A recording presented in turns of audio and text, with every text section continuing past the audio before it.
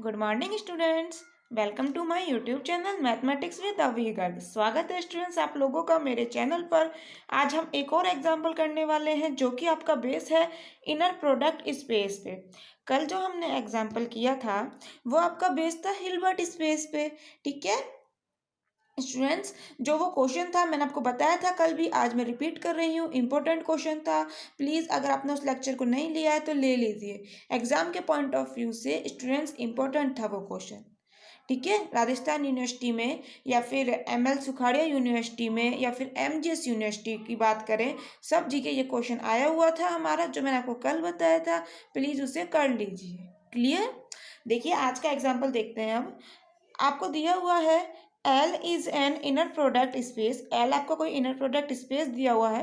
Definition मैं अभी आपको बता दूंगी, रिपीट कर दूंगी। वैसे हम पहले पढ़ चुके हैं क्या होता है ये, कोई बात नहीं, अभी हम रिपीट कर लेंगे। पहले क्वेश्चन देखते हैं। देखिए L आपको दिया हुआ है कोई इनर प्रोडक्ट स्पेस, शॉर्ट में लिख सकते हैं आईपीएस। आईपीएस का मतलब इंडियन पुलिस सर्विस। हाँ, नहीं, यहाँ आपका क्या मतलब है, इनर प्रोडक्ट स्पेस। ठीक है, देन हमने शो करना है स्टूडेंट्स कि अंडर रूट में आपको दिया है inner product of x and x. ये सिंपल ब्रैकेट नहीं है, ये क्या बता रहा है आपको, इनर प्रोडक्ट को बता रहा है। ठीक है, पहले भी हमने बताया था आपको ये चीज़। तो हमें शो करना है स्टूडेंट्स, ये जो आपका टर्म दी हुई है ना, ये नॉर्म की प्रॉपर्टीज़ को सेटिस्फाई करे। Has the properties of a norm. अब नॉर्म क्या होता है, नॉर्म की प्रॉपर्टीज क्या होती हैं, ये हम पहले पढ़ चुके हैं। कोई बात नहीं, याद नहीं है तो अभी दोबारा बता देंगे। ठीक है, यहाँ पर एक चीज़ और दे दी, जो ये एक्स है ना, ये आपका एल में है, यानी कि इनर प्रोडक्ट स्पेस है जो आपका एल, उसी में एक्स बिलोंग करता है। अगर ये चीज़ यहाँ पे नहीं दे तो भी कंफ्यूज ना होना।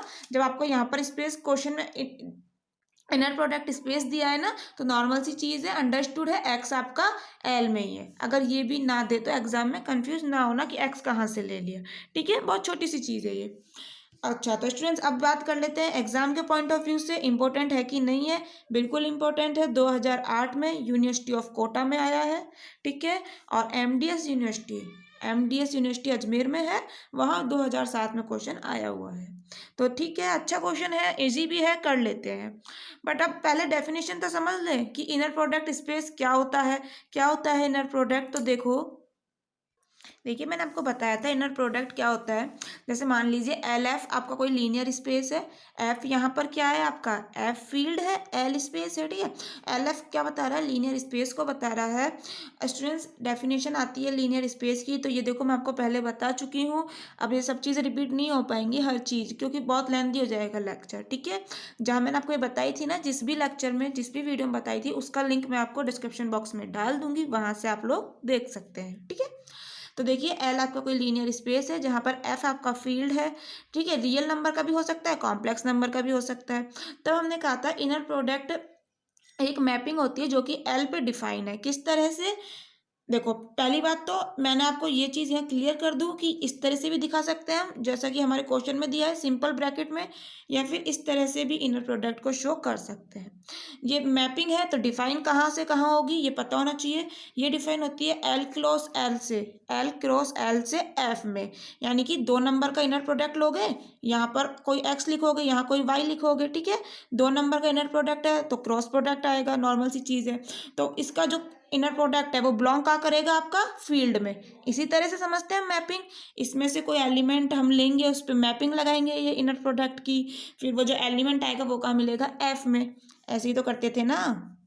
जैसे हमने यहाँ एफ कोई मैपिंग डिफाइन करी, ये कोई सेट है ए, ये कोई सेट है बी, तो यहाँ से F A is equal to क्या होता है, बी। इसी तरह से करते हैं। ठीक है, तो देख लेते हैं ये मैपिंग किस तरह से डिफाइन होती है इनर प्रोडक्ट। देखो, which assign to each pair of vectors X and Y in L, यही चीज लिखिए। ईच पेयर ऑफ, पेयर ही ले रहे हैं हम यहाँ पर, समझ चुके हो आप ये चीज। आपको क्या मिलेगा, एक स्केलर मिलेगा एफ में। क्लियर, किस तरह से ये जो प्रॉपर्टीज दी हैं इनको सेटिस्फाई करते हुए। तो देखो यहाँ पर फर्स्ट प्रॉपर्टी आती है inner product of x and X greater than equal to zero होगा। ठीक है, अगर जीरो है greater than equal to zero होगा, अगर ग्रेटर देन नहीं है सिर्फ इक्वल टू जीरो है, तो यहाँ इफ एंड ओनली इफ की कंडीशन होती है एक्स इज इक्वल टू भी जीरो होगा। अगर ये जीरो है ना तो एक्स भी जीरो होगा। क्लियर, इसका मतलब क्या है, if and only if. Clear, ठीक है, इसे आप कह सकते हैं पॉजिटिव डिफाइनाइट प्रॉपर्टी भी। सेकंड आती है एक्स और वाई का इनर प्रोडक्ट का अगर हम कॉम्प्लेक्स कॉन्जुगेट ले लें, ये क्या है आपका कॉम्प्लेक्स कॉन्जुगेट, ठीक है, तो वो किसके इक्वल होगा, वाई कॉमा एक्स के इनर प्रोडक्ट के। क्लियर, हमने यहाँ बताया था ना, ये रियल नंबर भी हो सकता है, कॉम्प्लेक्स नंबर भी हो सकता है आपका फील्ड।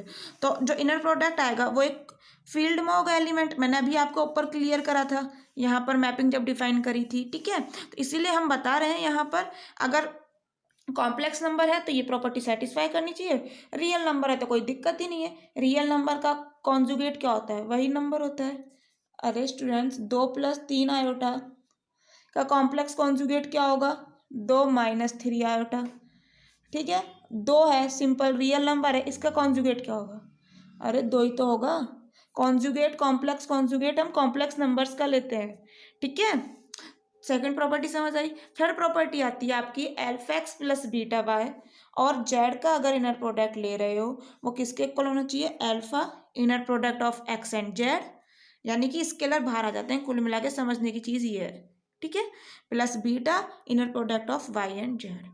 ये होती है आपकी इनर प्रोडक्ट की डेफिनेशन, ठीक है। अब इनर प्रोडक्ट समझ आता है, इनर प्रोडक्ट स्पेस क्या होगा, तो बहुत इजी है, देखिए इनर प्रोडक्ट स्पेस क्या हो जाएगा, लीनियर स्पेस एल हम लेके चल रहे हैं जिसके ऊपर की अगर इनर प्रोडक्ट डिफाइन कर दिया हमने तो एक क्या बन जाएगा, इनर प्रोडक्ट स्पेस।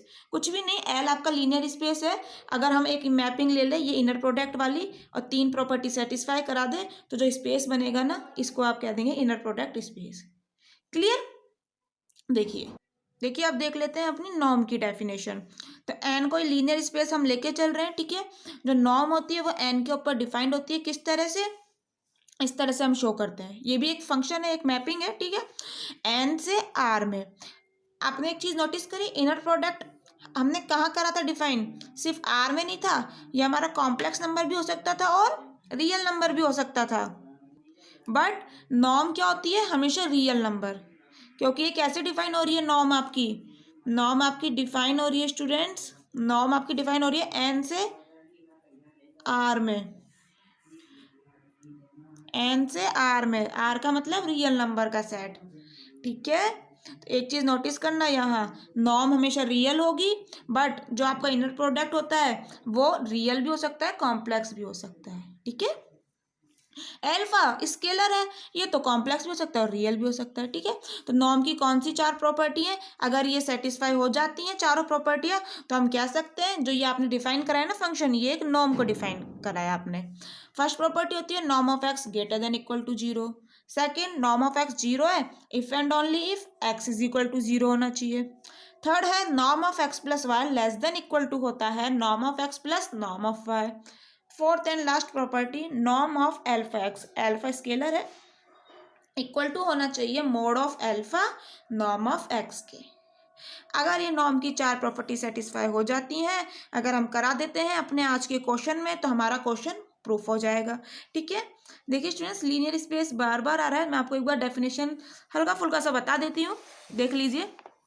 देखो लीनियर स्पेस क्या होता है, देखो एक कोई नॉन एम्प्टी सेट एल है, एफ पे डिफाइंड है, वो आपका लीनियर स्पेस कहलाता है। सीधा सा बता देते हैं, अगर वो कुछ प्रॉपर्टीज सेटिस्फाई कराए, जिसमें कि फर्स्ट प्रॉपर्टी आती है एल प्लस आपका अबेलियन ग्रुप होना चाहिए। अबेलियन ग्रुप की कुछ प्रॉपर्टीज हैं जो आप लोगों को पता होगी, ठीक है। सेकंड प्रॉपर्टी आती है कि एल्फा एक्स एल में होना चाहिए, जहाँ एल्फा फील्ड का मेंबर हो गया और एक्स कोई वेक्टर है एल का। थर्ड आती है आपके पास स्केलर मल्टीप्लिकेशन की property, alpha multiply x plus y equal to होना चाहिए alpha x plus alpha y के, ठीक है। And alpha plus beta into x करें तो alpha x plus beta y beta x आ जाए।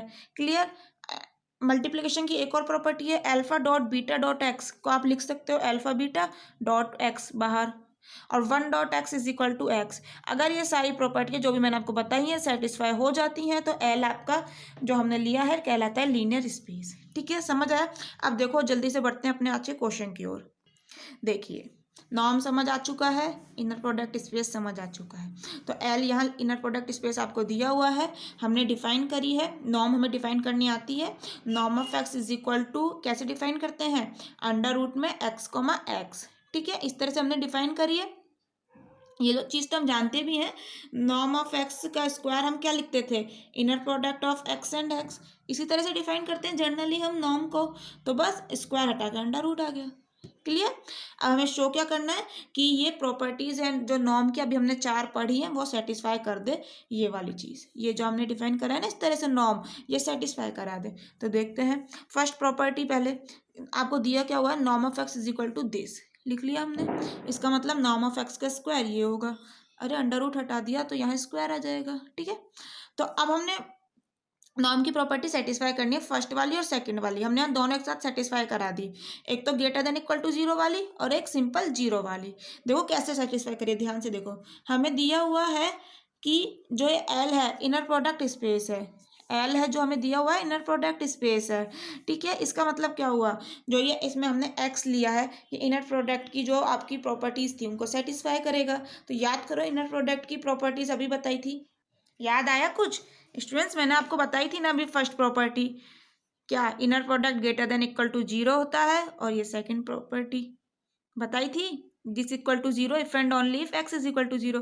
तो बस यही हमारी नॉर्म की है। तो ये तो सिंपल सिंपल सी आ गई हमारी इनर प्रोडक्ट की डेफिनेशन से। बस यही तो हमारी होती है नॉर्म की भी। कुछ समझ आया? कुछ भी नहीं है, यही इनर प्रोडक्ट की है फर्स्ट प्रॉपर्टी और यही नॉर्म की है। तो ये तो सेटिस्फाई हो गई, हमें कुछ करना ही नहीं पड़ा। क्लियर। नाउ हमें प्रॉपर्टी सेकंड प्रूफ करनी है नॉर्म की। तो देखिए सेकंड प्रॉपर्टी हमने क्या प्रूफ करना होता था कि norm of alpha x is equal to mod of alpha norm of x हो जाए। एक्चुअली ये फोर्थ प्रॉपर्टी लिखी थी मैंने वहाँ, तो इसको यहाँ पर सेकंड नंबर दे दिया तो कोई फर्क नहीं पड़ा। ठीक है। तो देखिए norm of alpha x square किस तरह से डिफाइन होगा, हमने किस तरह से डिफाइन कर रखी है नॉर्म। नॉर्म ऑफ एक्स हमने ऐसे तो डिफाइन करी थी अभी, नॉर्म ऑफ एक्स का square is equal to x comma x का इनर प्रोडक्ट। तो बस यहाँ एल्फा एक्स है तो एल्फा एक्स आ गया इज इक्वल टू। अब देखिए ये चीज़ मैंने आपको बताई हुई है इनर प्रोडक्ट की। अगर फर्स्ट वाले वेक्टर के साथ जो स्केलर है बाहर आता है वो तो सिंपल ही बाहर आ जाएगा, बट जो सेकंड वेक्टर के साथ स्केलर है अगर वो इनर प्रोडक्ट से बाहर आ रहा है तो उसका कॉम्प्लेक्स कॉन्जुगेट लेना पड़ता है हमें। तो ये ले लिया हमने, एल्फा मल्टीप्लाई एल्फा बार, ये वाला एल्फा तो एज इट इज, सेकेंड वाले एल्फा का बार आ गया। ठीक है। अब देखिए ये तो कॉम्प्लेक्स नंबर की प्रॉपर्टी होती है, एल्फा डॉट एल्फा बार किसके इक्वल होता है, मॉड ऑफ एल्फा के स्क्वायर के। और एक्स कॉमा एक्स का इनर प्रोडक्ट, ये तो इनर प्रोडक्ट की डेफिनेशन से हम लिख ही सकते हैं, नॉर्म ऑफ एक्स का स्क्वायर। ठीक है। स्टार्टिंग में ही बता दिया था ये चीज़ तो मैंने आपको। तो बस अब क्या करना है, दोनों तरफ अंडर रूट लेना है, यहाँ पे लिख दिया स्क्वायर रूट ले लेना है आपको। तो स्क्वायर स्क्वायर कैंसिल आउट हो जाएंगे, क्या आ जाएगा, norm of alpha x is equal to mod of alpha norm of x. Second property satisfy. अब थर्ड आपकी आती है norm of x plus y का स्क्वायर क्या होना चाहिए, याद है, norm of x plus y less than equal to होना चाहिए था आपका norm of x plus norm of y के, यही बताई थी। तो देखते हैं, पहले तो नॉर्म को डिफाइन करो, कैसे डिफाइन कर रखी है हमने, इसी तरह से डिफाइन करके चल रहे थे, नॉर्म ऑफ एक्स का स्क्वायर एक्स कॉमा एक्स का इनर प्रोडक्ट, एक्स की जगह यहाँ एक्स प्लस वाई है तो बस इसी को डिफाइन कर दिया इस तरह से। ठीक है। अब इनको इनर प्रोडक्ट की अब प्रॉपर्टीज काम आ रही है यहाँ जो मैंने आपको पहले बताई थी, इन पे बेस तो हमने थ्योरम्स भी करी है। कैसे करते हैं, एक्स कॉमा एक्स प्लस है, प्लस लगा दिया, ध्यान से देखिएगा, x comma y, x comma y. ठीक है। फिर क्या करना है, प्लस है आपका, प्लस लगा दिया, y comma x, y comma x, plus है, प्लस लगा दिया, y comma y, y comma y. इसमें कोई प्रॉब्लम नहीं आएगी, जब माइनस होता है ना जब थोड़ी सी प्रॉब्लम आती है, ये आपसे हो जाएगा easily. Clear. Is equal to x comma x, समझ आया, नॉर्म ऑफ एक्स का स्क्वायर। इसी तरह से इसको लिख दिया नॉर्म ऑफ वाई का स्क्वायर, ये as it is y comma x के इनर प्रोडक्ट को हम लिख सकते हैं एक्स कॉमा वाई का बार। क्यों लिख सकते हैं, एक्स और वाई आपके कहाँ चल रहे हैं element, inner product space L में तो लेके चल रहे हो सारे एलिमेंट, जहाँ जो आपके ये एलिमेंट है एल में है ना, एल क्या है, इनर प्रोडक्ट स्पेस। तो इनर प्रोडक्ट स्पेस है तो प्रॉपर्टी भी तो सेटिस्फाई करेगा। तो जरा बताना सेकंड प्रॉपर्टी क्या होती है, y comma x is equal to x comma y का बार। ठीक है। तो यही तो लिखा है हमने उस प्रॉपर्टी से इसको, कहीं कोई प्रॉब्लम नहीं आएगी स्टूडेंट्स, ध्यान से देखते जाओ, हर चीज़ का प्रूफ बताएंगे। समझ आया। बस नॉर्म ऑफ एक्स का square plus norm of y का स्क्वायर। इसको आप क्या लिख सकते हो, two real part of x and y. क्या नहीं लिख सकते? कॉम्प्लेक्स नंबर की प्रॉपर्टीज होती है students, alpha plus alpha bar, अगर कोई अल्फा दो सॉरी अल्फा हमने कोई कॉम्प्लेक्स नंबर ले लिया तो अल्फा प्लस अल्फा बार किसके इक्वल होता है, twice of real part of alpha. चाहो तो एग्जाम्पल से समझ लो। देखिए अल्फा कोई कॉम्प्लेक्स नंबर, ठीक है, तो अल्फा इज इक्वल टू हम ले लेते हैं 2 + 3 आयोटा। अल्फा बार क्या होगा, 2 - 3 आयोटा। ऐड कर दो, alpha plus alpha bar is equal two plus minus cancel, twice तो ट्वाइस 4। इसको आप क्या लिख सकते हो, twice real part of alpha. Alpha का रियल पार्ट 2 नहीं है क्या, तो ये 2 × 2 4 नहीं आ रहा क्या स्टूडेंट्स, सिंपल सी चीज़ है। और ये क्या है आपका इमेजनरी पार्ट ऑफ अल्फा, ये क्या है रियल पार्ट ऑफ अल्फा। तो बस यही चीज़ तो मैंने यहाँ लिखी है। तो ये क्या हो गया, यहाँ अल्फा की जगह एक्स कॉमा वाई का इनर प्रोडक्ट है तो ये लिख दिया, ठीक है। Norm of x square norm of y square. अब स्टूडेंट्स ये होती है आपकी प्रॉपर्टी कॉम्प्लेक्स नंबर की, याद रखिए रियल पार्ट ऑफ अल्फा हमेशा लेस देन इक्वल टू होगा आपके मॉड ऑफ अल्फा से। तो बस ट्वाइस तो आपका यहाँ चल ही रहा है, इसका जगह हमने इस प्रॉपर्टी को यूज़ करके क्या आ जाएगा, अल्फा का मोड हो जाता है। तो बस एक्स कॉमा वाई का mod less than equal to है, लेस देन इक्वल टू आ गया, ठीक है। Norm of x square plus norm of y square. अब इससे ये कैसे लिखा, स्क्वायर इनइक्वालिटी से स्टूडेंट्स, मैंने इसका प्रूफ कराया हुआ है आपको, नहीं करा है कोई बात नहीं, इस वीडियो के डिस्क्रिप्शन बॉक्स में जिस भी लेक्चर में मैंने आपको ये समझाया था ना स्क्वायर इनइक्वालिटी, आपको मिल जाएगा उसका लिंक, ठीक है। तो स्क्वायर इनइक्वालिटी यही होती है कि mod of x and y का inner product less than equal to होता है आपके पास norm of x into norm of y के, ठीक है स्टूडेंट्स। ये तो होल स्क्वायर बन चुका है फॉर्मूले से। अरे ए प्लस बी का होल स्क्वायर, क्या a square plus b square plus twice of a b, ये नहीं हो रहा क्या, नॉर्म ऑफ एक्स का square plus norm of y का square plus twice of norm of x and norm of y, ठीक है। बस ये इसके इक्वल चल रहा है, यहाँ मत भूल जाना आपका क्या चल रहा है, ये वाली चीज़ चल रही है, लो लिख लेते हैं। बस अब तो स्क्वायर रूट लेना है, अंडर ये स्क्वायर आपका हट जाएगा, क्या हो जाएगा norm of x plus y less than equal to norm of x plus norm of y. अब स्टूडेंट्स हो सकता है यहाँ कंफ्यूज चल रहे हो कि यार यहाँ तो लेस देन चल रहा था, यहाँ इक्वल टू आके फिर लेस देन। देखो ये चीज़ हमेशा याद रखना, यहाँ पर हम क्या कर रहे हैं, ये जो मैंने इक्वल टू लगाया ना, क्यों लगाया है कि इस वाली टर्म के, जो ये लंबी चौड़ी टर्म लिखी है ना RHS में, ये इक्वल है इस वाली टर्म के, इसके इक्वल है ना, इसका इक्वल आया ये वाला टर्म तो आपका लेस देन चल ही रहा है, इधर LHS वाला तो लेस देन चल ही रहा है, ठीक है। चाहो तो लो लेस देन लगा लो, कोई फर्क नहीं पड़ता इन चीज़ों से स्टूडेंट्स, आपके समझ आना चाहिए बस।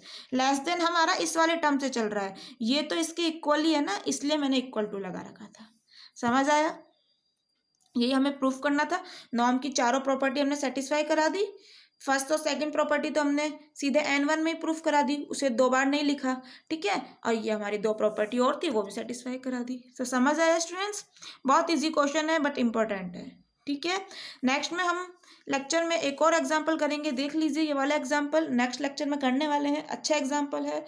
तो अगले लेक्चर में मिलते हैं स्टूडेंट्स। अगर इस लेक्चर में कोई भी समस्या, कोई भी प्रॉब्लम, कोई भी दिक्कत आ रही हो किसी भी स्टेप में, तो आप मुझसे पूछ सकते हैं कमेंट बॉक्स में। और अगर अच्छा लगा हो तो आप मुझसे और अच्छे से कुछ कमेंट कर सकते हैं। अगर आपको अच्छा लगा हो तो अपनी फीलिंग शेयर कर सकते हैं आप लोग कि कैसा लगा आपको, ठीक है। बुरा लगा हो तो बुरे के बारे में बताइए, clear. So thank you students, मिलते हैं नेक्स्ट लेक्चर में, बाय।